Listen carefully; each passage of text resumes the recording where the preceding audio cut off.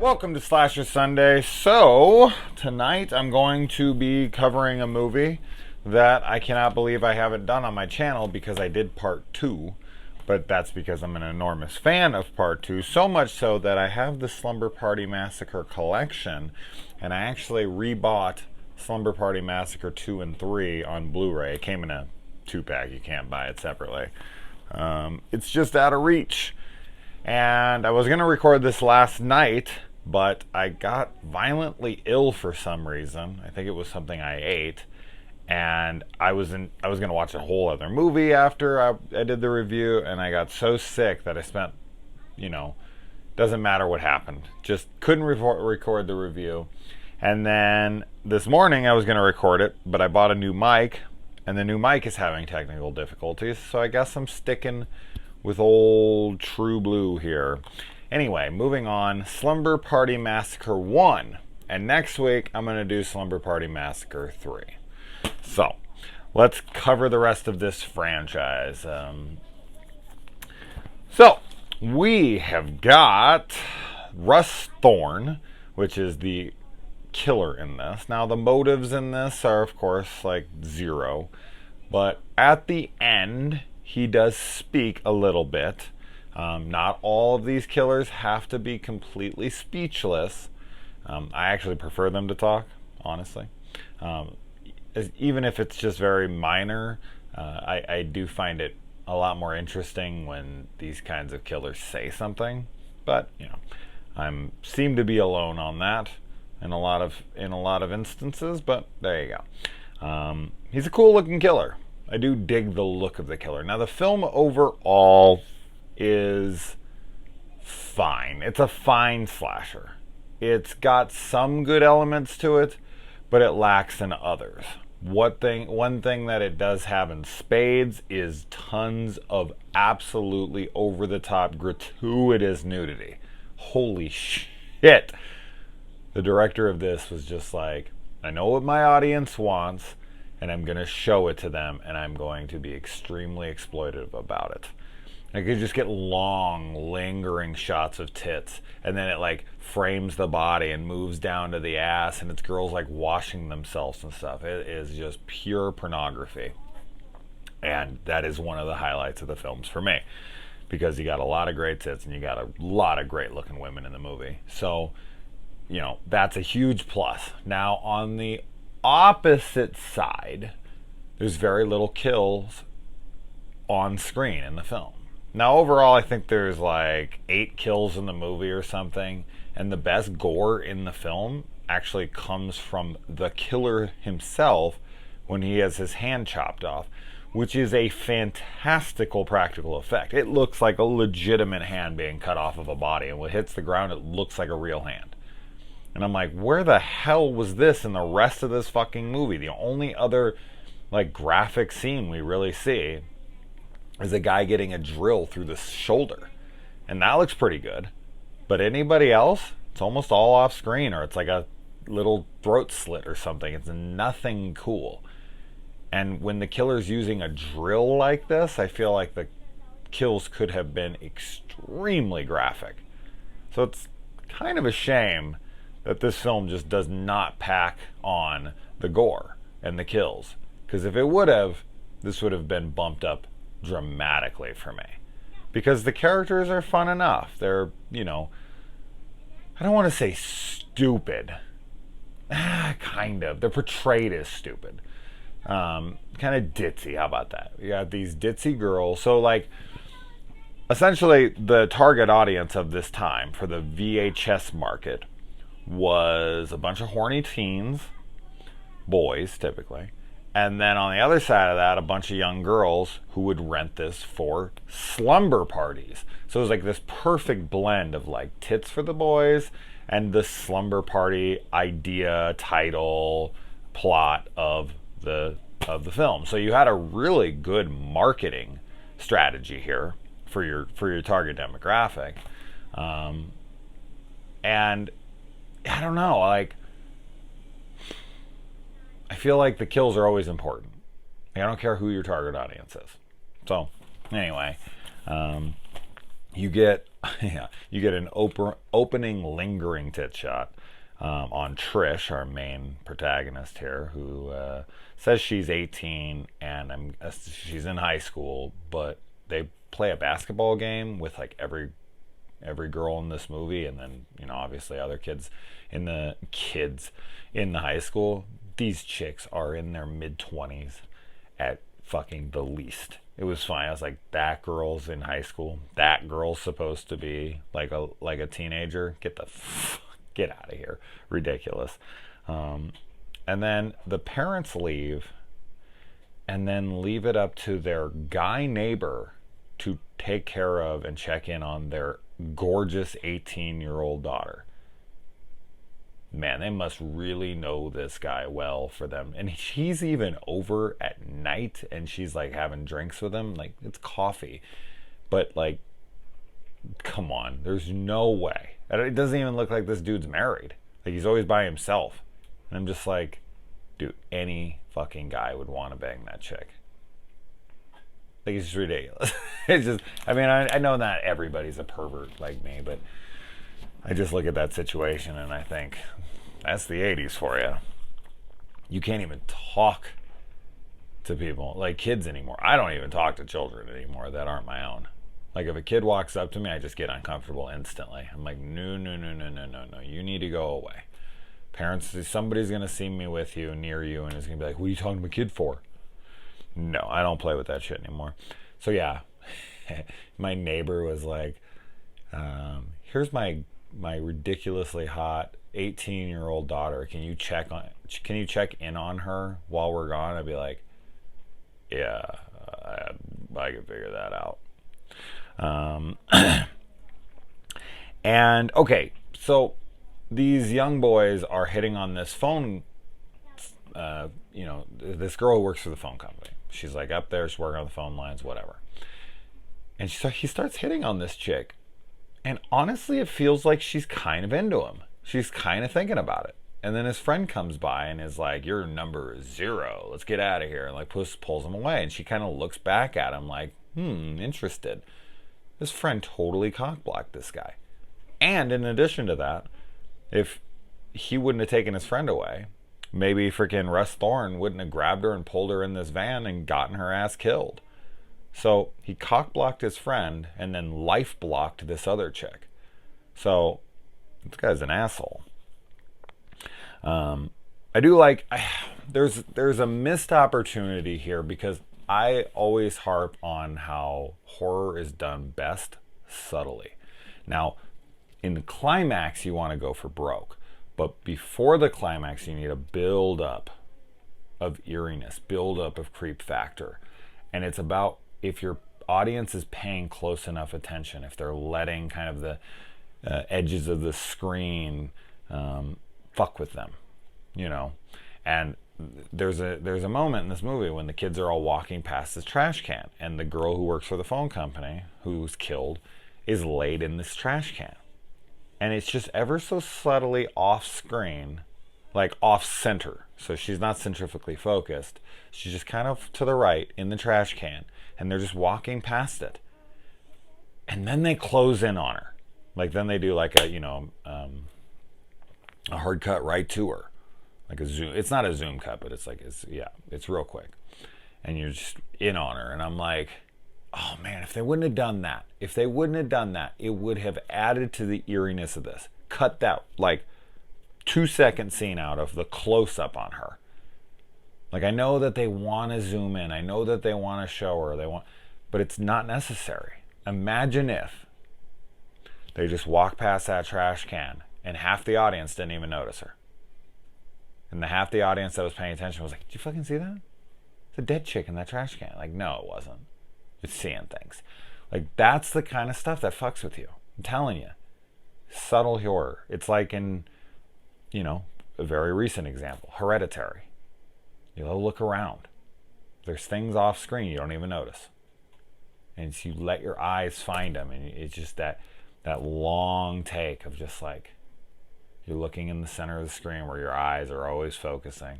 And then just over here, something that shouldn't be there is there. And your eyes kind of just slowly like go, fuck is that? And then it kind of cuts away, and you're like, did I just see something? Fuck, am I losing my mind? That's great shit. Insidious does this. Kid in the Corner, stuff like that. Just blink and you miss it. Camera never draws any attention to it. It's rewatchability. It's all sorts of things playing in there. So I just noticed it was just like a teeny little thing, but it's just like, oh, I love the shot of her in the trash can. I noticed her pretty quick, and I was just like, oh, please don't zoom in on her. Please don't do it. And they did it, and I was like, that was a missed opportunity there, in my opinion. And yeah, a lot of off-screen kills. We get a cat scare in this, and it's bad. It's just so stupid. What? Why? Why the cat scare? Why? What is this? This is just lazy, cheap-ass fucking directing here. I need to add in an extra jump scare, so I'm going to throw a cat at the screen. Fucking cat scares, man. They're the worst.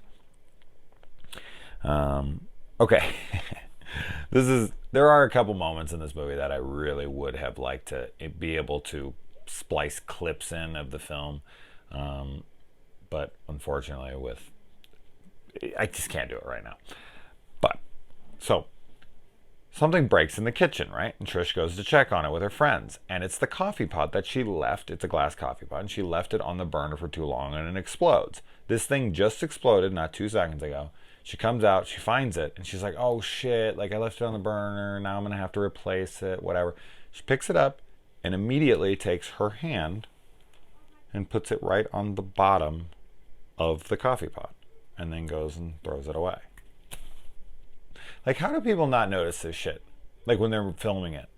How do you write into the script that the coffee pot is so hot it breaks the fucking thing, and then you have your character come over and put her hand right on it? I mean, you just wrote that scene. You just shot that scene. She picks it up. The actress, the script supervisor, I don't even know if people like that exist on low-budget shit like this, but regardless, the director, nobody thinks that coffee pot's hot? Not one person on the set was like, don't put your hand on the bottom of that. No, cut. Like, you can't put your hand on it. It just broke because of the heat, so it'd be really hot, and you would have burned your hand. If you want to touch the bottom of it, you better scream out in agony, because your hand would be on fire. Like, that's the kind of stuff. It's just, I don't know, it irks me. It's like, I get it, it's low budget, and we always want to forgive all these stupid little things, and I mostly will. But there's certain things where I'm just like, did no one give a shit at all? Like, at all. I guess in movies like this, they don't. They're just shooting them as fast as they can. Like, oh, what's hot right now? Little horror movies. Who's our target audience? Slumber parties. Okay, Slumber Party Massacre. You know, it's just, in the movies, like an hour and 10 minutes long. Like, if you take the credits out and everything, it's like an hour and 10. So they made this quick. They give the killer no motive. The girls have very throwaway dialogue. There's like a B plot kind of with Valerie next door, who ends up coming over and helping out. And that really, that might be the most interesting thing of the movie, is Courtney, who is the little sister of Valerie, who is the main character in the second film. Although the characters don't seem similar at all. Obviously, it's a different actress, but like, supposedly she's given out hand jobs in 5th grade. I don't know if that story's supposed to be true. Now, originally when she said that, I was like, can dudes even get hard in the 5th grade? Like, you're what, 11? Can you get a hard on when you're 11? Can you come when you're 11? Maybe. I don't remember. Maybe. But then I'm thinking, well, maybe it was just her in the 5th grade, and she was given hand jobs to dudes in like the 7th or 8th grade. Because that's when you start really getting the desires. Mine came around about 7th grade. That was when I really got into like women in a sexual way. 7th grade. As soon as they did sex ed, I went home that day, and that was my first experience of life. And so yeah, I was just watching. I was like, 5th grade? I mean, I remember thinking girls were cute, because I never went through that cooties phase. I always was into chicks my whole life. That shouldn't surprise anybody. But like I remember in kindergarten, I had a crush on this little girl, and it never stopped. Like throughout the rest of my life, pretty much since I was like 5 on, I've always noticed little girls. That sounded wrong. Wow. No. I always noticed little girls when I was a kid. I don't notice little girls now. I actually do notice little girls, but in a much different way. Okay, I'm just gonna stop. That's the kind of video you edit together and go, what a fucking creep, and put me and blast me. That's terrible. That's fucking terrible.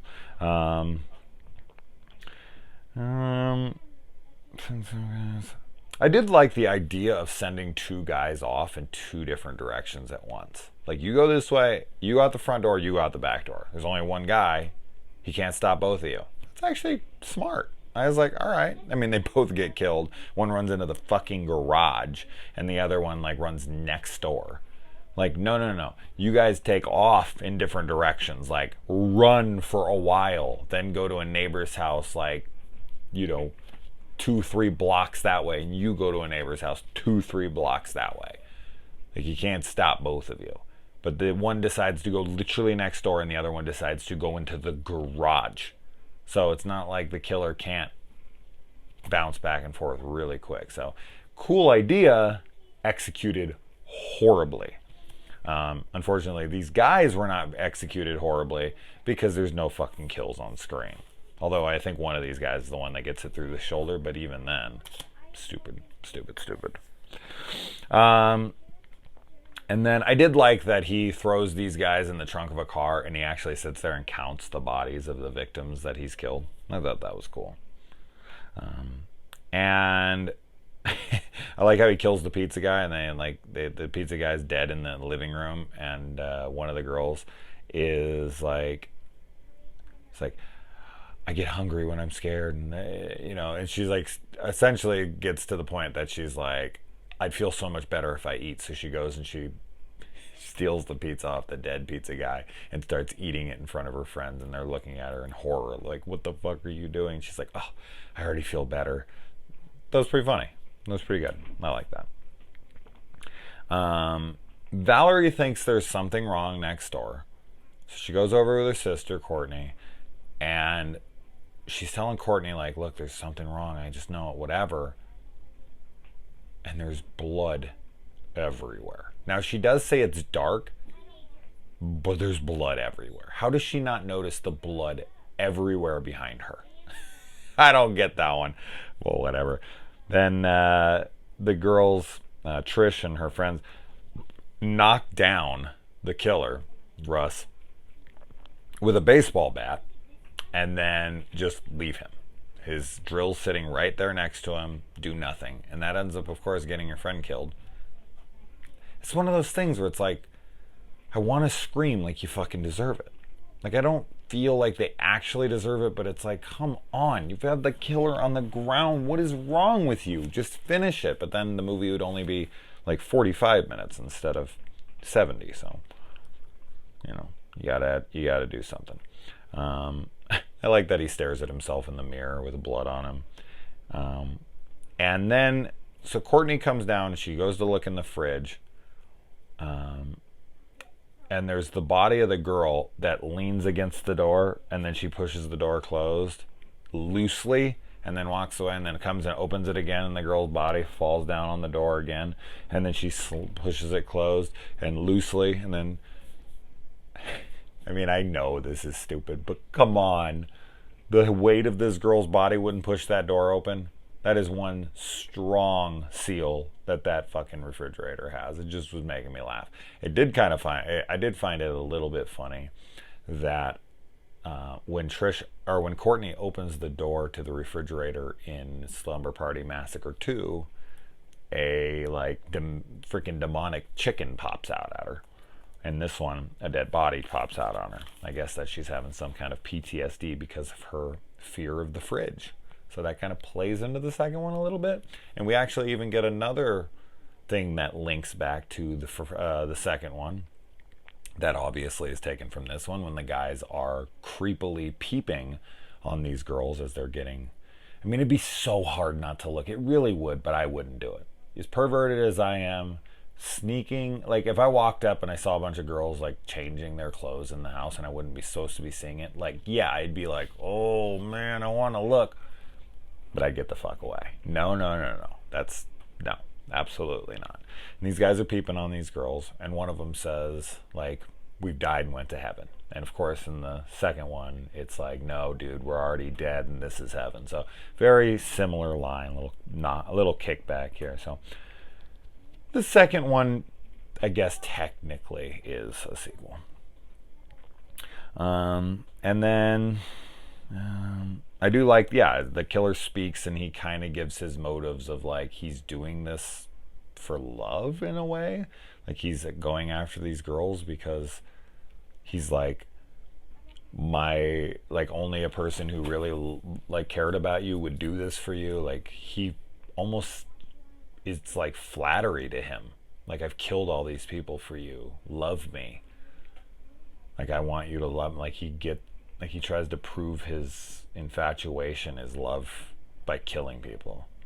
Real weird. I mean, that's something you could definitely dive into with this character, like what drives this guy. It's played around with a teeny bit in this, nowhere near enough, but that's fine. I mean, it makes for a fun little discussion, but it doesn't win her over. It's not working. It's not working, Russ. You're gonna have to come up with a new tactic. But yeah, so that obviously doesn't work. And then Trish, Val, and Courtney end up defeating him. As I said, he gets his hand cut off, which is a great gag. I really did like that a lot. And then they like slice his innards out, and he falls into the pool. Yeah, they just kill him, and the movie just. God, sometimes every time I do like my first snap, it's always like nothing, no noise. It's like you can just hear my fingers rubbing together. Yeah, they just kill him, and the movie ends. The end. And I think that's it. Yeah, we got everything there. So, yeah. Well, somebody told me recently that I don't do as good of reviews during the day. So, fuck you. I thought that was a pretty damn good one. And it would have been a hell of a lot better than the one I tried to do last night when I fucking couldn't even get myself off the toilet. So, would you have preferred that review? Anyway, guys. All right. I have a cool Monster Monday lined up for tonight. Hopefully I don't get sick and I can do that. As of right now, it's a double feature. So, stay tuned.